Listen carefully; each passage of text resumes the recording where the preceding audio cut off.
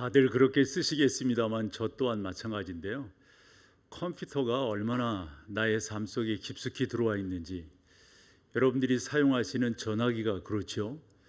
요즘은 뭔가를 질문할 때 AI에게 물어보지 않습니까? 요즘 웬만한 전화기들은 다 그런 기능들을 가지고 있어서요. 갖추고 있어서요.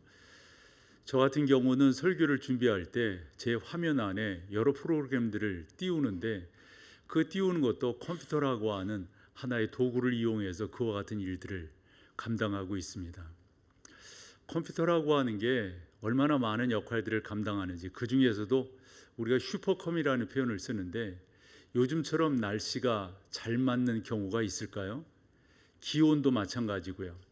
예전에 내비게이션을 보면은 적어도 얼마까지 이렇게 막힌다 이런 식으로 돼 있었는데 요즘 내비게이션을 보면 한 100m 단위로 끊는 것 같아요. 붉은색, 뭐 그렇지 않은 것, 또 초록색 이런 식으로, 그것도 색깔도 연하게 해서 어느 정도 막히는지, 또 예정된 시간 안에 거반 도착하는 그런 경우들 아마 여러분들이 다 쓰시기 때문에 경험하셨으리라 생각을 합니다. 요즘 슈퍼컴을 통해서 사람들은 주로 무슨 관심들이 있는가, 어떤 이야기들을 서로 하는가, 이런 것들도 다 통계를 내고 있습니다. 요즘 가장 많이 하는 이야기들은 아마 뭐니 해도 새로운 대통령에 대한 이야기가 아닐까. 슈퍼컴을 통해서 여러분들의 SNS를 나름대로 이렇게 탐지했을 때 그와 같은 단어들, 그와 같은 용어들이 쓰이는 것을 보면은 사람들의 관심이 뭔지를 충분히 알아갈 수 있는 그런 시대 속에 우리가 살아가고 있습니다. 요즘 여기 가나 저기 가나 외국에 가도 마찬가지인데요. 사람들이 종종 하는 말이 요즘은 날씨가 많이 변했어요. 요즘은 기후가 이상해요. 얼마 전에 그 말레이시아를 다녀왔었는데 그 말레이시아 같은 경우도 선교 때문에 가서 한 곳에 머물렀지만은 많은 분들이 그런 얘기, 요즘 이렇게 비 올 때가 아닌데 이렇게 비가 와요. 너무도 정확하게 그런 부분들을 맞추지만 또 그런 맞춤 속에 사람들은 요즘은 그렇지 않은데 이상하다 이런 이야기를 합니다.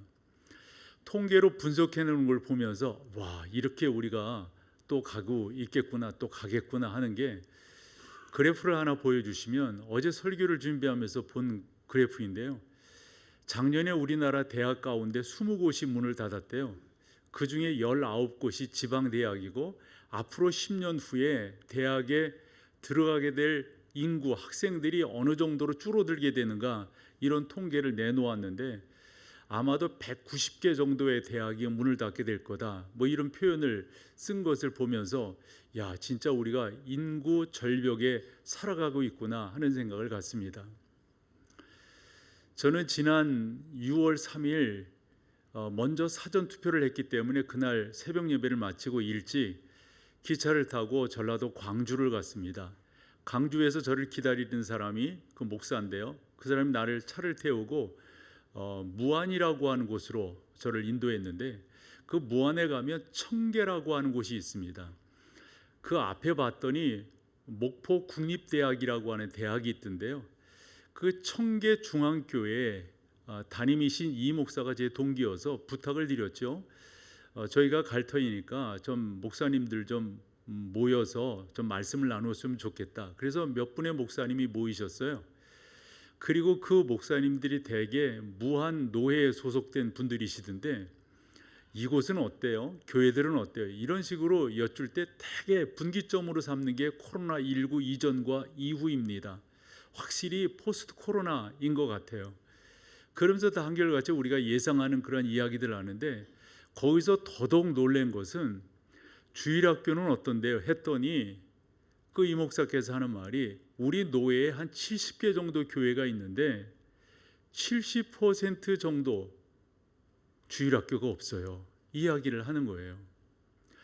목사들이 만나면 만날수록 다 그런 이야기를 하거든요. 요즘 시대가 어떻고 선교제에 가보면 요즘 선교하기가 얼마나 어렵고 이번 금요일날 우리 교회에서 우리 교회가 파송한 4명의 군 선교사 헌신 예배를 드렸는데 그 군 선교사들도 요즘 상황이 어떻고, 그때 군목이 와서 설교를 했었는데 그 군목의 이야기도 그런 거예요. 예전처럼 뭐 강요해서 교회를 가게 한다거나 이런 것들이 안 통하는 이런 시대에 살아가고 있다, 이런 말들을 합니다.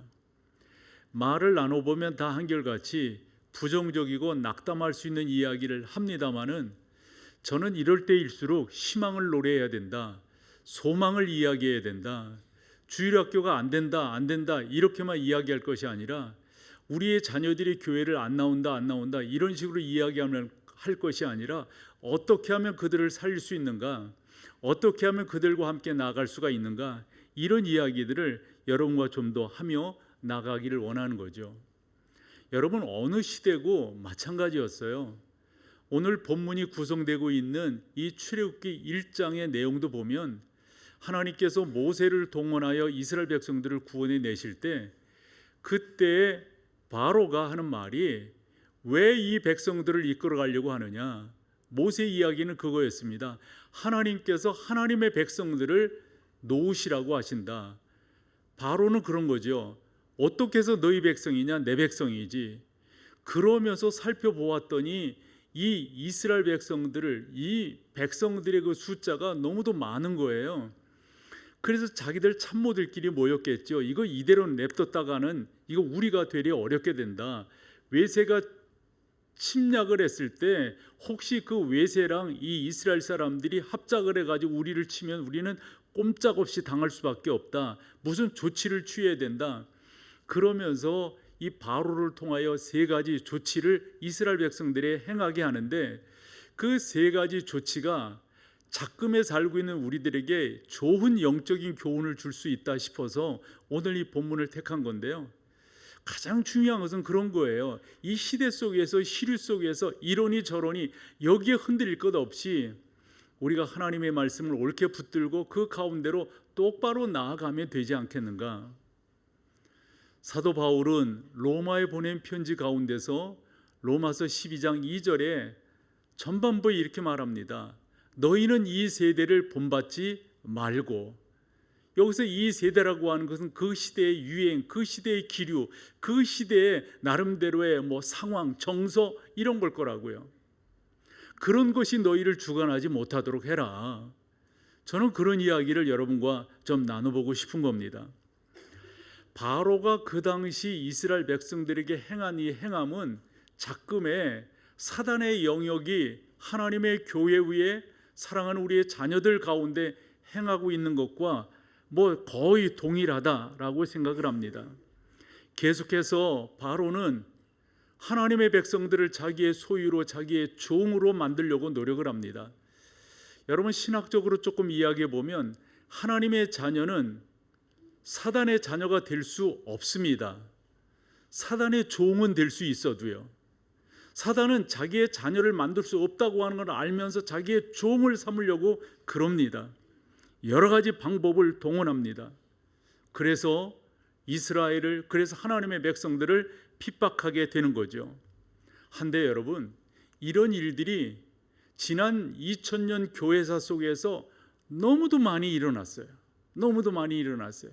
그럴 때 우리 고백해 보자고요. 교회가 줄어들었습니까? 교회가 그 가운데서 어려움을 당했습니까?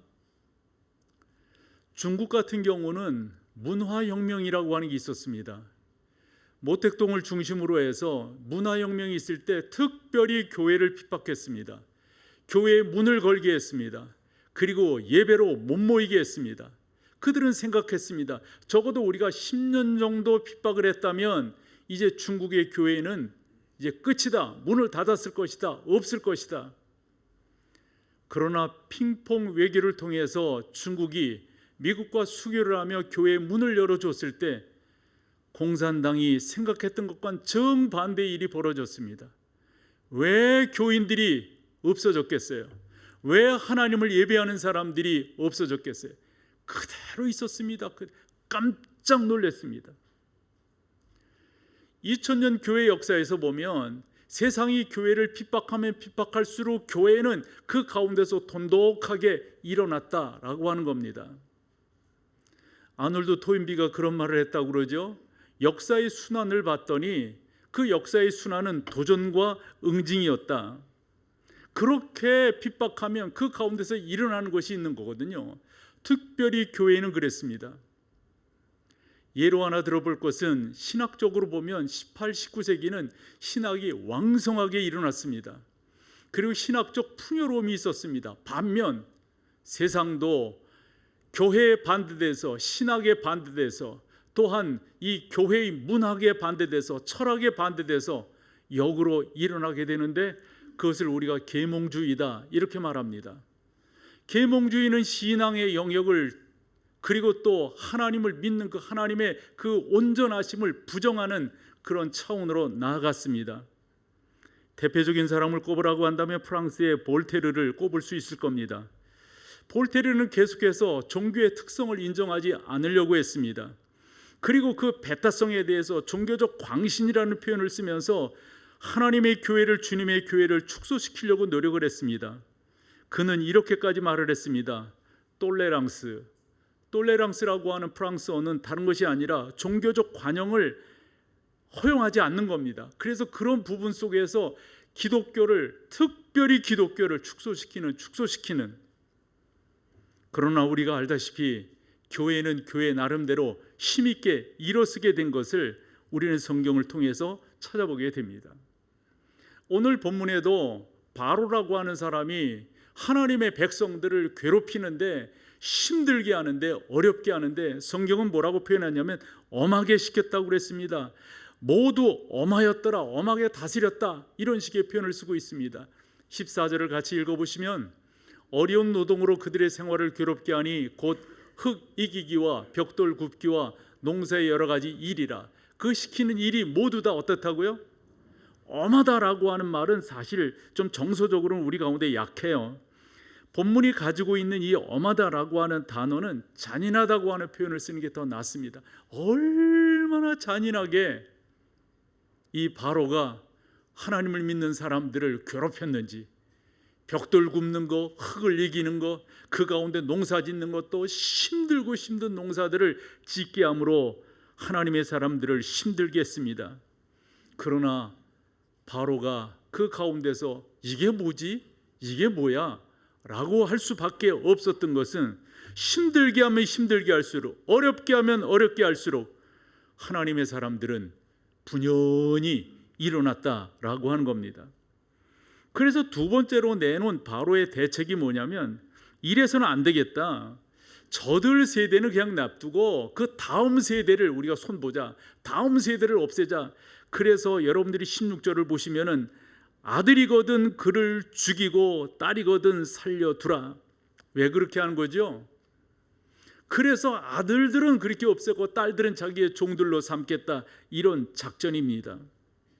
그런데 여러분, 단순히 이것은 바로가 그 당시에 이스라엘 백성들을 향해서 한 일이 아닙니다. 이건 영적인 전쟁입니다. 왜냐하면 이 같은 일이 똑같이 예수님이 이 땅에 오셨을 때 이루어졌다고 하는 것을 알게 됩니다. 마태복음 2장 16절 이하에 보면 동방 박사들이 나름대로 별을 따라서 온 거예요. 그러면서 묻습니다. 이스라엘 왕이 났는데 어디에 났느냐? 헤롯이 나름대로 그들을 맞이하면서 깜짝 놀래죠. 내가 유대의 왕인데 무슨 왕이 났단 말이냐?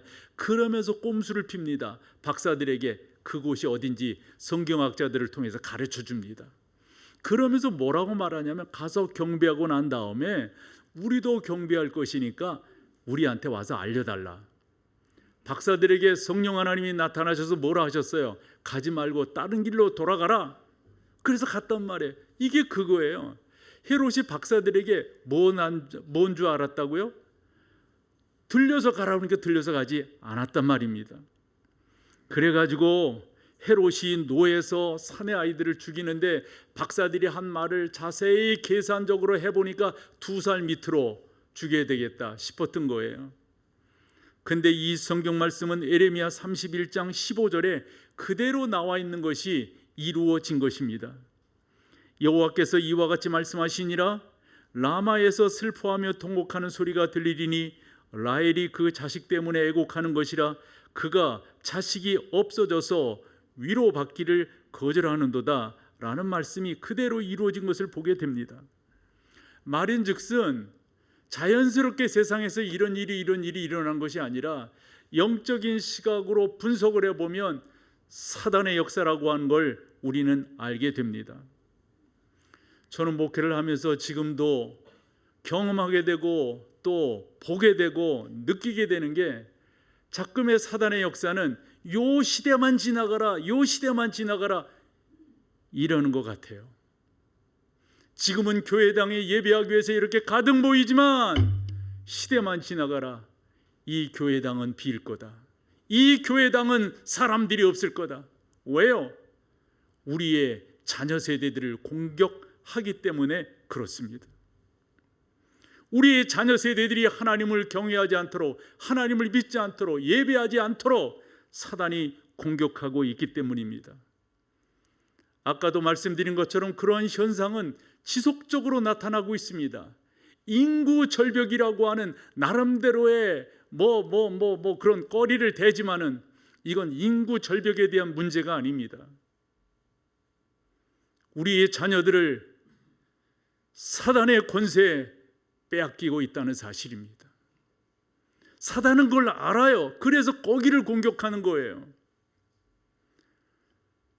바울은 알고 이 세대를 본받지 말라고 했습니다.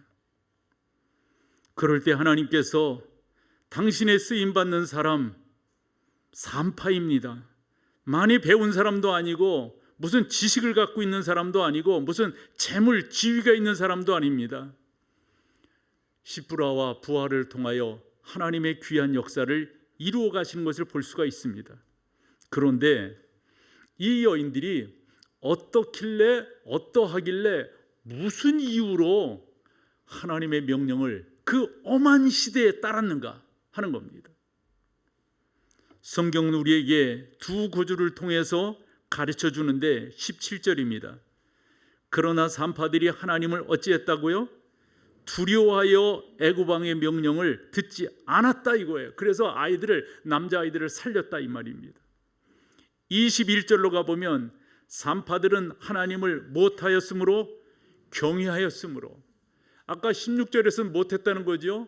두려워했다는 겁니다. 여기서는요 경외, 이건 같은 말입니다. 두려워한다고 하는 것은 하나님을 경외하기 때문에 우리 인간이 그 하나님 앞에 나타내는 하나의 모습이라고 볼 수가 있습니다. 사랑하는 여러분, 우리가 우리의 자녀 세대를 이렇게 가르쳐야 되지 않을까요? 하나님을 두려워하는 우리 아이들로, 하나님을 경외하는 우리의 자녀들로 키워야 되지 않을까요? 사단은 계속해서 우리에게 도전합니다. 이 세상을 더 사랑하는 거야, 하나님을 더 사랑하는 거야, 둘 중에 하나를 선택해. 이럴 때 세상으로 우리의 자녀들이 기웃하고 있다 하는 겁니다. 저는 이러한 현실 앞에서 우리 믿음의 사람들이 주눅들 것도 없고 그렇다고 해서 우리가 낙심할 것도 없어요. 이럴 때 딱 서서 영적인 문지기의 역할을 해야 된다라고 생각합니다.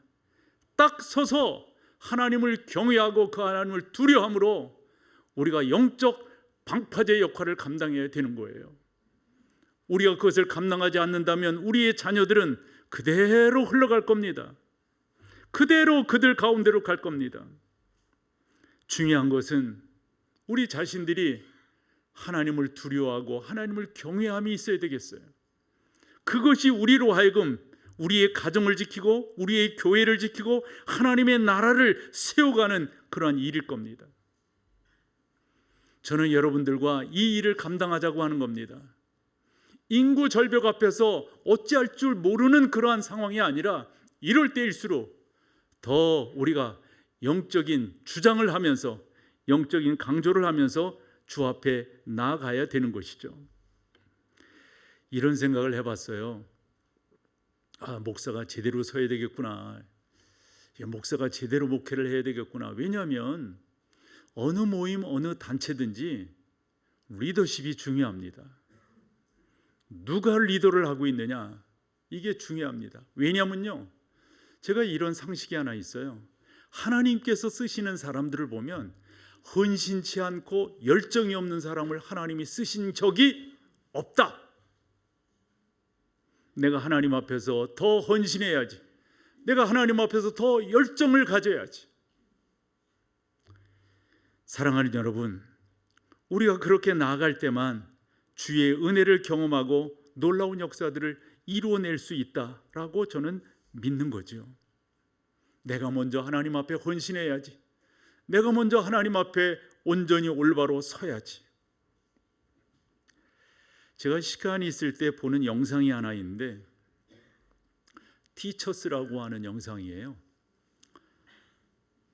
저 조정식이라고 하는 분, 영어 담당이죠. 정승재라고 하는 분, 수학 담당인데 저는 저걸 보면서 뭐를 보냐면 저분들의 문제를 캐치해내는 거예요.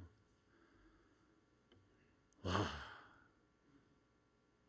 뭐를 깨닫느냐면 목사가 저래야 되겠구나. 교인들을 이렇게 딱 보면 저분의 문제가 좀 그런 능력이 있었으면 좋겠어요. 딱 보면 딱딱딱 계산이 딱 나오는 거예요. 근데 죄송하지만 저도 조금 나와요. 조금 나와.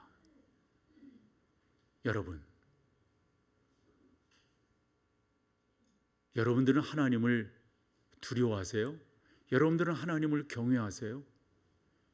이 물음 앞에 어떠한 답을 갖고 계신지요? 많이 배웠다가 아니에요. 많이 가졌다도 아니더라고요.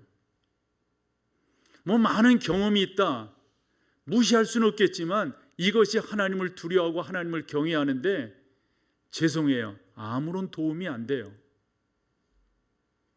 하나님을 두려워하고 하나님을 경외할 때 놀라운 역사가 이루어지게 되는데요, 저는 근자에 하나님께서 그런 마음을 자꾸 불어넣으시는 거예요. 그래서 요즘에 몇 군데 중요한 자리에 서서 말씀을 전할 기회가 있었는데 횃불 트리니티 그 학생들 앞에 서서 제가 이런 이야기를 했어요. 우리 세상 말로 쫄지 말자고. 한 번은 우리 교단의 군목들이 쭉 모였어요. 그래서 그 군목들 수련회 하는데 저에게 시간을 1시간 주길래 우리 이렇게 살자고, 우리 이렇게 신앙생활 하자고, 우리 이렇게 우리의 젊은이들을 살리자고, 우리의 군대를 살리자고. 총회에는 교육부라고 하는 게 있습니다. 그래서 사모 수련회가 있고 이번에 이제 목사들 수련회가 있게 되는데 거기에 가서 제가 2번 강의를 하는데 이거 이야기하려고 그래요. 인구 절벽이니 주일학교가 어떠니 이런 이야기 하지 말고 먼저 내가 하나님을 두려워하는 사람인가, 하나님을 경외하는 사람인가, 이게 먼저 내 안에서 확인되어야 한다 이거죠. 사랑하는 여러분, 한 번 목회자가 잘못하면 그 교회가 삐걱대면 그 교회가 얼마나 힘들어지는지 아시잖아요. 가정도 마찬가지 아닐까요? 어느 단체도 마찬가지, 여러분들의 회사도 마찬가지 아닐까요? 한 번 삐걱대면, 예전에는 회복력이 되게 빨랐는데 요즘 시대는 그렇지 않다고요. 이럴 때 더더욱 조심해서, 이럴 때 더더욱 하나님 앞에 온전히 올바로 서서 우리 주님께서 그 시대를 바라보며 그 시대의 리더십들을 바라보며, 즉 바리새인과 서기관들을 바라보며 안타깝게 하신 말씀이 있어요. 그게 마태복음 19장 24절입니다. 낙타는 단순히 낙타가 아닙니다. 저런 정신을 갖고 있으면, 저런 신앙을 갖고 있으면, 저렇게 하나님을 두려워하지 아니하고 경외하지 아니하면 낙타가 바늘귀로 들어가는 거, 그거 사실은 그 뒷말은요 이게 가능치 않다는 거예요. 저는 다시 한번 여러분과 올바로 쓰고 싶어요. 저는 다시 한번 우리 교회를 살리고 우리 주변을 살리고 내가 가는 곳을 생명이 다시금 약동하는 곳으로 만들고 싶고요, 여러분들이 계신 곳이 그런 곳이 되기를 소망하는 거죠. 디모데후서 2장 20절 이하에 보면 바울이 디모데에게 그런 말을 해요. 큰 집에는 여러 그릇이 있다. 금그릇도 있고 은그릇도 있고 돌그릇도 있고 질그릇도 있다, 이런 거예요. 그러면서 질문이 뭐냐면 주인은 어떤 그릇을 쓰겠느냐 하는 거죠. 금그릇이 아니죠, 여러분. 그렇다고 은그릇이 아니죠. 중요한 건 뭡니까? 깨끗한 그릇을 쓴다 하는 겁니다. 같이 한번 읽겠습니다. 그러므로 누구든지 이런 곳에서 자기를 깨끗하게 하면 귀히 쓰는 그릇이 되어 거룩하고 주인의 쓰심에 합당하며 모든 선한 일에 준비함이. 그러면 여러분, 저기서 깨끗하다고 하는 게 뭘까요? 오늘 말씀으로 본다면 하나님을 두려워하는 겁니다. 하나님을 경외하는 겁니다. 제가 학생 때 이 책 읽지 않은 사람이 없을 터인데요, 후안 카를로스 오르티즈라고 하는 그런 목회자가 제자입니까? 라고 하는 책을 냈어요. 저 책 표지는 저 때 책 표지고요, 지금은 책 표지가 많이 달라졌더라고요. 저 책을 읽으면서 나는 어떠한 자세로 목회를 해야 될 건가 많이 다짐을 했었어요. 무슨 말을 하냐면, 그 당시에 80년대 한국교회 유행처럼 번진 게 전도운동, 그 다음에 제자운동이었어요. 많은 교회들이 전도운동을 했습니다. 그래서 전도 프로그램을 개발하고 전도 훈련을 시키고, 더불어서 교회들이 또한 제자훈련을 했습니다. 그런데 거기에 반대급부로 이 현상에 대해서 비판 아닌 비판을 하는 여러 주장들이 있게 되는데, 그 주장이 뭐냐면 누구의 제자를 만드느냐 하는 거였어요. 예수 그리스도를 따르는, 예수 그리스도를 주인으로 섬기는, 예수 그리스도가 나의 구주인 것을 믿고 따르는 제자들을 만들어야지 거기에서 인기 목사를 만들어서 되겠느냐 하는 거였습니다. 그 후로 한국 교회가 대형 교회들이 훨씬 더 많아졌습니다. 다르게 표현하면 목사의 팬덤입니다. 우리는 이런 것들을 조심해야 됩니다. 좀 더 하나님 앞에서 그 하나님을 두려워하고 그 하나님을 경외하는 자세를 가져야지, 그것이 나를 수호하고 나의 어떠한 방패가 되게끔 하면 안 된다 하는 것이죠. 하나님을 두려워하지 않는다면, 하나님을 경외하지 않는다면 사상 누각이라고 하는 말이 있듯이 그게 언젠가는 무너지게 될 거예요. 언젠가는. 더더욱 이러할 때 우리가 하나님을 두려워하고 하나님을 경외함으로 나아가는 여러분들의 가정이라고 한다면, 그러한 목동제일교회라고 한다면, 그러한 여러분들의 삶의 터전이라고 한다면, 우리 주님 말씀하신 걸 우리 믿잖아요. 창수가 나고 물결이 칠 때 반석 위에 세운 집은 무너지지 않는다. 그러나 모래 위에 세운 집은 무너지게 될 것이다. 저는 지금이야말로 시브라와 브라와 같은, 어찌 보면은 그냥 평범한 사람이에요. 평범한 사람. 뭐 특별한 리더십을 가진 사람이 아닙니다. 그러한 우리가 영적으로 살아있다면 그 교회, 그 주일학교는 저는 살게 될 것이라고 믿어요. 저는 어려서부터 목사님들을 보며 자랐잖아요. 목사님들은 나름대로 주무실 때도 넥타이를 메고 주무신다고 하는 말이 있을 정도로, 뭐 5분 대기조가 이런 5분 대기조가 없는 거예요. 딱 하면 따닥 하고 신방 갈 때 있으면 신방 가고 그랬다고요. 일반적 목사님들의 삶의 루틴을 보면, 그래서 저도 금요일이면은 교회에서 기도회를 마치고 교회에서 지내는 그것을 저의 삶의 나름대로의 원칙으로 삼고 이제까지 쭉 지켜나가고 있단 말이죠. 우리 목사님들은 토요일이 되면은 이발하시고, 그 다음에 지금처럼 샤워 뭐 이런 것들이 잘 돼 있지 않으니까 꼭 목욕탕을 가시고, 그리고 주일을 준비하셨단 말씀이죠. 사랑하는 목사님들은 늘상 3가지를 준비하셨다고 그래요. 늘상 설교를 준비하셨고, 표현이 어떨지 모르지만 이사갈 준비를 하셨습니다. 그리고 죽을 준비를 하셨다, 이렇게 알려져 있습니다. 목사님들에게는 3개의 방이 있어야 된다고 그랬어요. 책방이 있어야 되고, 신방이 있어야 되고, 골방이 있어야 된다. 저는 그런 것들을 어려서부터 듣고 자랐기 때문에, 내가 목사로서 어떻게 살아야 될 건가, 어떻게 세워져야 될 건가. 저는 부족한 사람이고 그런 어른들에 비해 보면 어린 반푼어치도 없지만 저는 그렇게 살아가려고 오늘 이 말씀도 설교하면서 진짜 목사인 내가 하나님을 두려워하는가, 하나님을 경외하는가 한 번 더 생각하며 여러분 앞에 서게 되는 것입니다. 아무나 하나님을 경외하고 하나님을 두려워하는 것 아닙니다. 인격적으로 주 예수 그리스도가 나의 구주시라고 하는 것이 고백되어야만, 되었어야만 이게 가능합니다. 교회 오래 다녔다, 무슨 직분을 가졌다, 천만의 말씀.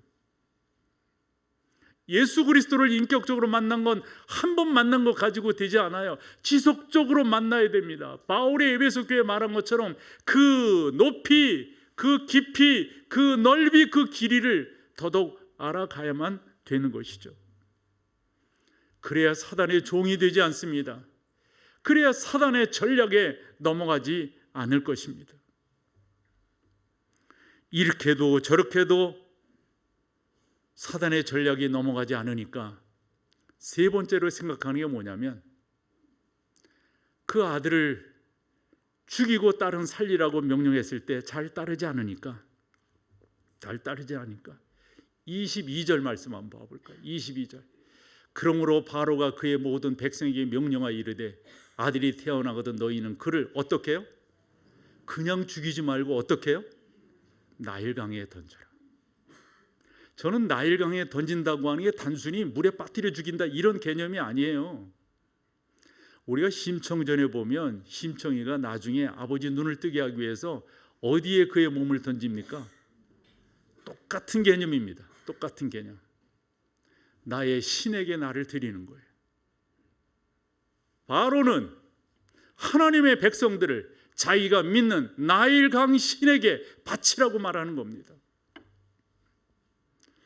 사랑하는 여러분, 지금도 세상은 계속해서 우리의 자녀들을 농락하고 있습니다. 우리의 자녀들을 그들의 신에게 던지라고 하고 있습니다. 우리가 이럴 때 어찌해야 되겠습니까? 이럴 때 우리가 해야 될 것이 뭐가 있습니까? 그럴 때 출애굽기 2장 1절 이하에 나오는 한 여인의 본을 받아야 될 것입니다. 바로 그 여인은 모세의 어머니 요게벳입니다. 그 명령이 있는 걸 알았어요. 2장 2절을 한번 봐볼게요. 출애굽기. 그 여자가 임신하여 아들을 낳으니 그가 잘생긴 것을 보고 석 달 동안, 아니 자기가 낳은 아이가 잘생기지 않은 아이가 어디 있겠어요? 여기서 잘생겼다고 하는 게 그런 잘생긴 건가요? 히브리서 11장 23절 봐봐요. 믿음으로 모세가 낳았을 때 이제 후회죠. 그 부모가 아름다운 아이임을 보고, 아니 앞에서는 잘생겼다고 말하고 여기서는 아름다운 아이임을 보고, 그럼 이 세상에 살만한 사람 별로 없겠네. 몇 명 있겠어요? 우리 교회에서 뽑아봐요. 몇 명일까요? 나는 빼고요. 몇 명 되겠어요? 몇 명 되겠어요? 여기에서 아름다운 아이, 잘생겼다라고 하는 것은 이 어머니가 영적인 깨달음이 있었던 거예요. 하나님께서 뜻이 있구나, 이 아이에 대한. 그 하나님께서 뜻이 있다고 하는 것을 어떻게 알았을까요? 기도하니까 알았겠죠. 하나님을 두려워하고 하나님을 경외하니까 알았겠죠. 그래서 이 어머니가 다른 방법을 택합니다. 나일강에 던지는데 나일강에 나는 그냥 던지지 아니하고 이 아이를 바구니에 담아서 던지겠다. 그래서 갈대 상자를 만드는 거예요. 갈대 상자 그냥 만들면 안 될 것 같으니까 거기다 역청을 칠합니다. 물이 새어나지 않도록. 세상에 우리 아이들을 던집니다. 그러나 세상에 우리 아이들을 뺏어가지 못하도록 영적으로 세우는 일이 역청을 칠하는 일이에요. 아들아, 엄마는 너를 사랑한단다. 하나님이 너를 보호하실 거란다. 내가 할 수 있는 일은 여기밖에 없단다. 여기까지란다. 그 다음은 하나님이 하실 거야. 하나님이 하실 거야.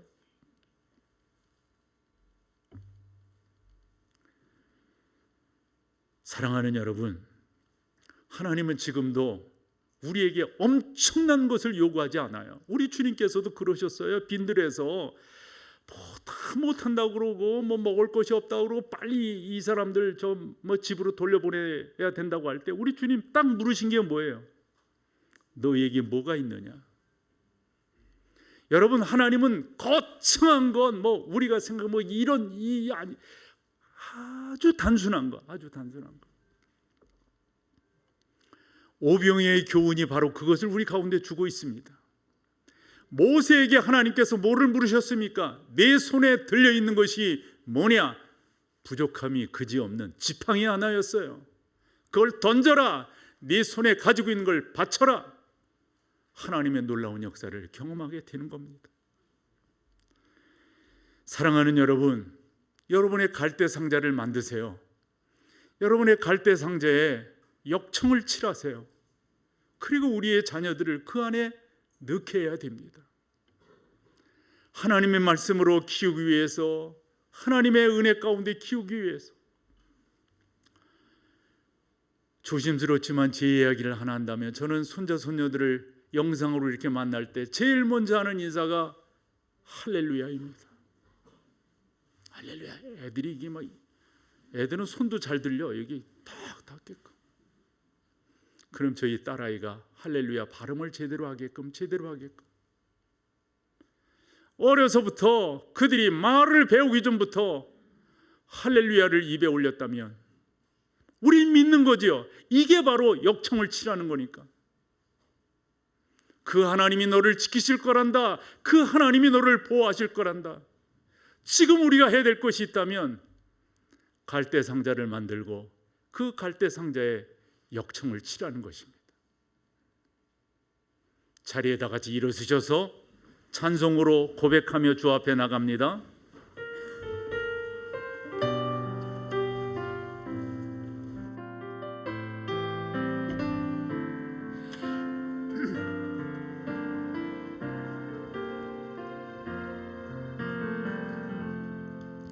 작은 갈대 상자 물이 새지 않도록 역청아 나무진을 칠하네.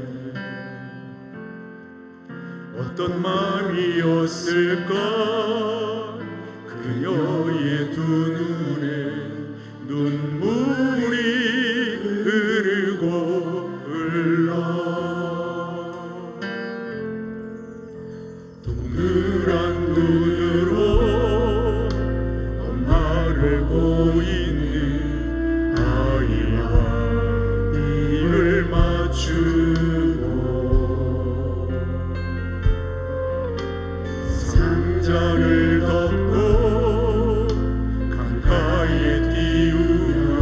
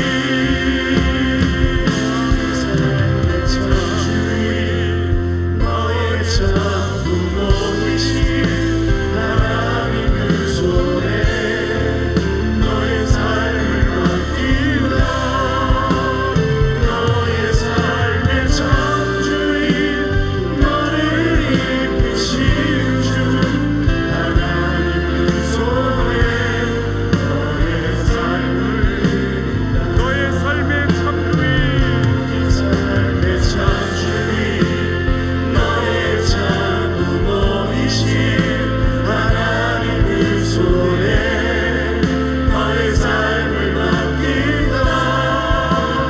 너의 삶의 창조인 저를 이끄신 주 하나님 그 손에 너의 삶을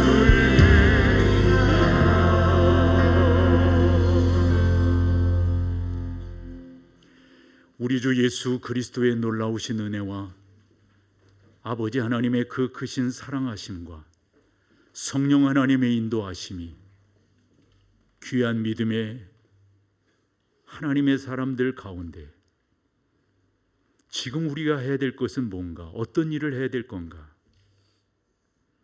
마지막에 요게벳이 한 일이 있습니다. 갈대 상자를 만들고 역청을 칠하고 그 아이를 그 안에 눕히고 뚜껑을 덮으며 너의 참 주인이신 너의 하나님께 너의 삶을 맡긴다. 우리 하나님이 가만히 계시지 않았습니다. 하나님이 인도하셨습니다. 하나님이 보호하셨습니다. 하나님이 역사하셨습니다. 이 분명한 믿음과 고백으로 돌아가는 사랑하는 성도들 가운데 이제로부터 영원토록 함께 계실지어다. 아멘.